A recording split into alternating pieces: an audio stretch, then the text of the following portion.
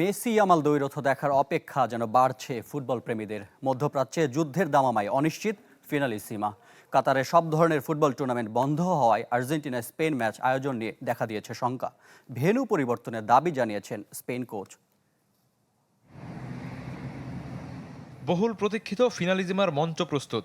কাতারের iconic Lusail স্টেডিয়ামে Messi আমাল দ্বৈরথ দেখার অপেক্ষায় ফুটবল বিশ্ব। তবে শেষ মুহূর্তে এসে ফের অনিশ্চয়তার সঙ্গী হলো। ইরান ইসরায়েল যুদ্ধের সরাসরি প্রভাব ফুটবলে। মধ্যপ্রাচ্যে যুদ্ধ ছড়িয়ে পড়ায় সম্প্রতি কাতার ফুটবল অ্যাসোসিয়েশন স্থগিত করেছে সব ধরনের টুর্নামেন্ট। যদিও বিবৃতিতে হামলার কথা উল্লেখ করেনি, তবে কবে নাগাদ শুরু হবে খেলা সেটাও স্পষ্ট করেনি। রেইনবো অলরাউন্ডার এক্সটেরিয়র পেইন্ট বাড়ির বাহিরের দেয়ালের সুরক্ষা নিয়ে থাকুন নিশ্চিন্ত। সাথে পাচ্ছেন 10 বছরের ওয়ারেন্টি। আজ থেকে পরবর্তী নির্দেশ না দেয়া পর্যন্ত সমস্ত টুর্নামেন্ট ম্যাচ স্থগিত থাকবে। প্রতিযোগিতা শুরু হওয়ার নতুন তারিখ যথাসময়ে জানানো হবে। এরপরই ফুটবলার থেকে কোচ সমর্থক সবার মনে প্রশ্ন, 27 মার্চ কাতারের লুসাইল স্টেডিয়ামে ফিনালিজিমা হবে তো?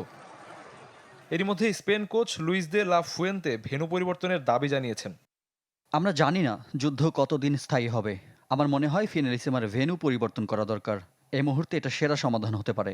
হয়তো আলোচনা সেই দিকে এগোচ্ছে। যদিও ভেন্যু পরিবর্তন নিয়ে আনুষ্ঠানিক কিছু জানায়নি আয়োজকরা। ফিনালিজিমার পর মেসি আমালদের আলাদা প্রীতি ম্যাচ খেলার কথা ছিল কাতারে। সেসব ম্যাচ নিয়েও তৈরি হয়েছে শঙ্কা।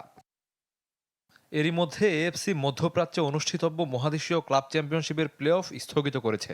আরব আমিরাত, সৌদি সহ কয়েকটি দেশে বন্ধ আছে বিভিন্ন ডিসিপ্লিনের প্রতিযোগিতা। শফিউদ্দিন শাওন, চ্যানেল 24।